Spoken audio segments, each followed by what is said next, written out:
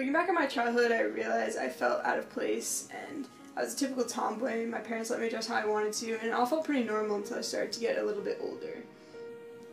Around when middle school started, that's when things kind of changed into boy versus girl, and I tried to conform a little bit by dressing more femininely and talking to my friends about boys and stuff like that. And I could kind of get away with being like sporty or whatever because I was a really good athlete, but none of this felt right to me, and I kind of just had to push those feelings off, and I tried to ignore them for as long as I could. Once I hit around 7th grade, the pressure that I was feeling really started to increase a lot. It was around 2012, and there were a lot of cases of bullying and suicides and same-sex marriage being brought to courts for different states around the country. And I honestly hadn't really realized that people could be gay or transgender or anything like that. Never mind that I could be that either. I had this thought one day, like, what if I like girls? And it really just made me sick to my stomach. So it was something that I pushed to the back of my mind, and I repressed it for a few years. It ended up manifesting itself as internalized homophobia, which happens to a lot of people who struggle with their sexuality. So then fast forward to my freshman year, I actually blew my knee out playing basketball, and I felt so lost without sports because they're just such a big part of who I am. And I couldn't hide behind them anymore because I just felt so out of place. So for the first time in my life, I had to confront my sexuality head on, and I was terrified. To be honest, I was even scared to join the Gay Straight Alliance at our school, Common Ground, because I thought that if I did, people would think that I was gay. I remember the summer going into my sophomore year as the first time I'd ever considered that maybe I wasn't straight, and I hesitantly labeled myself as bisexual, and I came out to 3 pretty close friends. And then I quickly realized that this was just a cop-out. It was basically me saying, well, I like girls, but I still like guys, so it's fine. I went up to New Hampshire for a few days that summer as well, and I told myself that by the time I got back, I had to have this figured out. And just a disclaimer, you need to do this at your own pace, and if you want to put a label on it, you can. It's all personal preference. This is just my experience. So I remember I found a lot of resources online that were helping me out. I was watching coming out videos, It Gets Better videos, I was watching a gay couple on YouTube, Kaylin and Lucy, and I was even watching TV shows like The L Word. And it was pretty overwhelming, but also very helpful because it was almost like I was getting a glimpse into this world that I hadn't seen before, and I was seeing people in it who were just like me. And I realized that I could still be myself, even if I was with a girl, and I could be happy, and I could be loved, and I could be cared about. And I was still me, I was just a little bit different than I originally thought that I was. The last night of the trip, I remember walking into the bathroom, looking in the mirror, taking a deep breath, and finally saying the words, "I'm gay," for the first time. And it's such a cliche, but it was like the biggest relief I had felt in my life. And I can't really describe how great it felt, but it was finally like I could be more like me. So I came out to those 3 friends again, but this time as gay.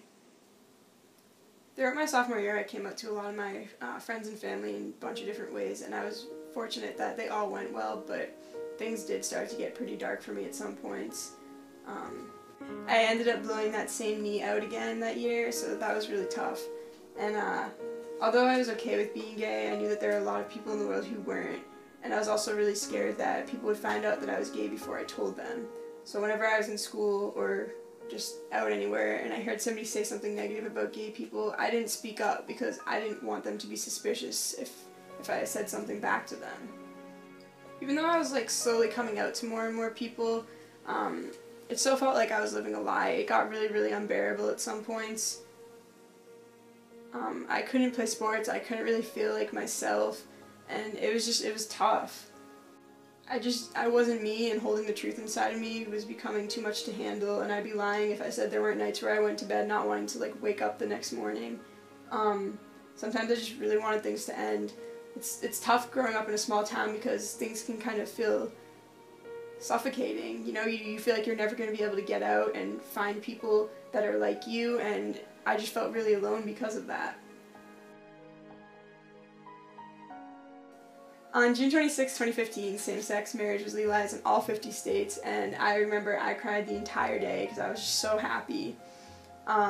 4 days later, I decided I was tired of being in the closet, so I came out to everybody on an Instagram post, and then I got so much love and support, it's still kind of unreal to me.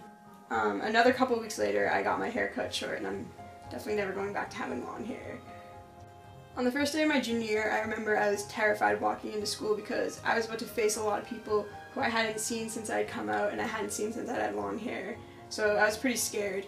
And when you walk into our school, the Common Ground board is kind of at the end of this hallway before you go take a left and then see where everybody kind of hangs out before school.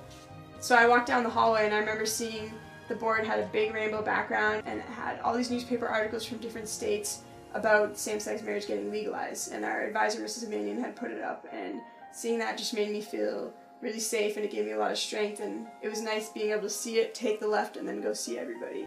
That year I ended up escorting one of my best friends, Rio, on the homecoming court, and it was the first time 2 girls had ever done that, and I wore a suit to prom, and it was crazy. I never thought something like that could happen to me. So now here I am at 18 years old, going off to college next year, and if young me could see me right now, she'd be in disbelief. And if I could tell her anything, I would say it gets better.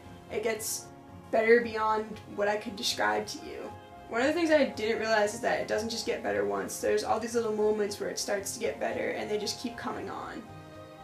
It got better when I said I'm gay for the first time. It got better when I cut my hair off. It got better each time I came out to somebody. When I walked arm in arm with Rio in front of the whole school. When I got to put my rainbow flag up on my wall, when I could walk out in public and not be scared to hold a girl's hand. There's just so many different moments and it all comes together and it's amazing. There's just so many moments that snowball and they kind of make you realize just how precious life is. And that's just the thing, there's so many more moments that are gonna come. One of my favorite quotes is from Ellen DeGeneres. She said, things will get easier, people's minds will change, and you should be alive to see it.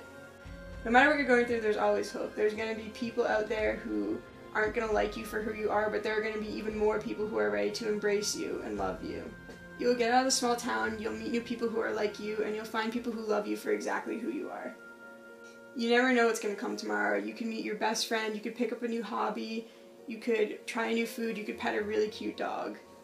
There are so many things out there worth living for, even if stuff doesn't seem so great right now.